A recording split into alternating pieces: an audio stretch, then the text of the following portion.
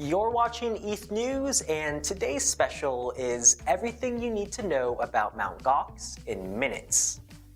In 2006, programmer Jen McCaleb, who later co-founded Stellar and Ripple, purchased a domain name to create a website where players of Magic the Gathering could exchange their cards online.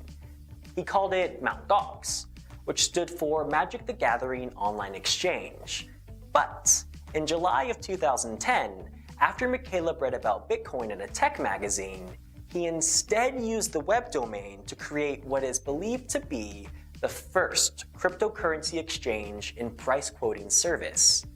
The exchange allowed users to trade Bitcoin against fiat currencies. In 2011, McCaleb sold the site to French developer Marc Karpelès. But not long after the company was turned over to Karpelès, it experienced a huge security breach, which caused the price of Bitcoin to fraudulently drop to almost zero on the exchange.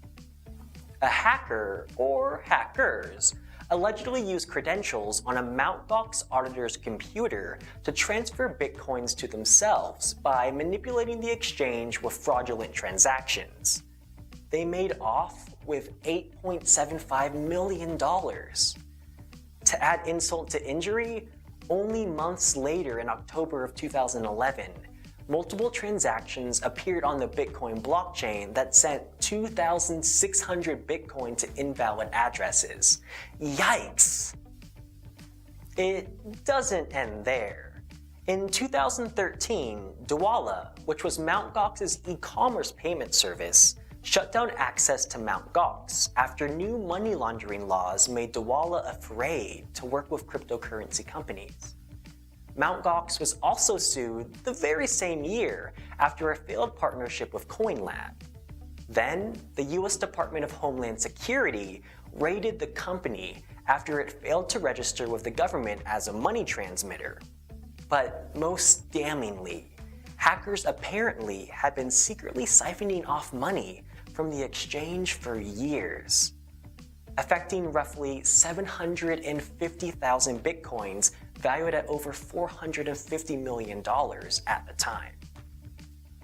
On February 7, 2014, Mt. Gox stopped all Bitcoin withdrawals without revealing the extent of the hack. On February 24, 2014, Mt. Gox suspended all trading, and hours later, the website went offline. Mt. Gox then filed for bankruptcy in Tokyo. In the bankruptcy filing, Mt. Gox claimed the company had lost 750,000 of its customers' Bitcoin to hackers. In an odd turn of events, the company later discovered 200,000 Bitcoins in a company called Wallet.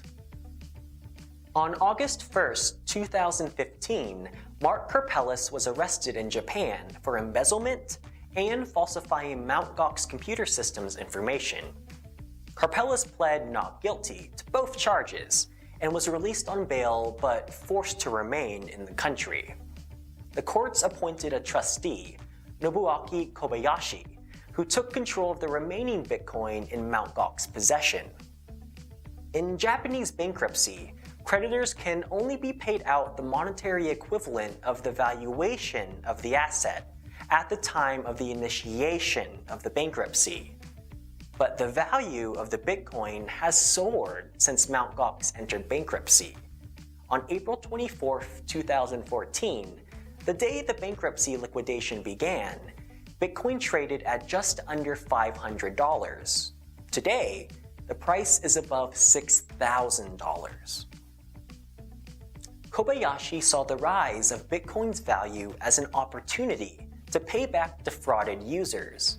That still would have left plenty of assets in the Mt. Gox estate, with a large portion of the balance going to Karpelès himself. But just this month, the Tokyo District Court approved the creditor's petition to commence civil rehabilitation proceedings for Mt. Gox. Kobayashi, who was originally the bankruptcy trustee, is now the designated civil rehabilitation trustee.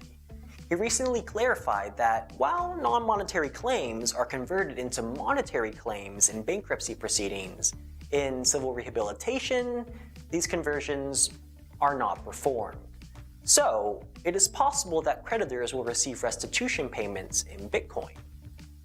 Moving the case to civil rehabilitation does raise suspicion that Mt. Gox hopes to be resurrected, but Kobayashi has stated that there are no plans to resume operations of the exchange at this time. And that is everything you need to know about Mt. Gox.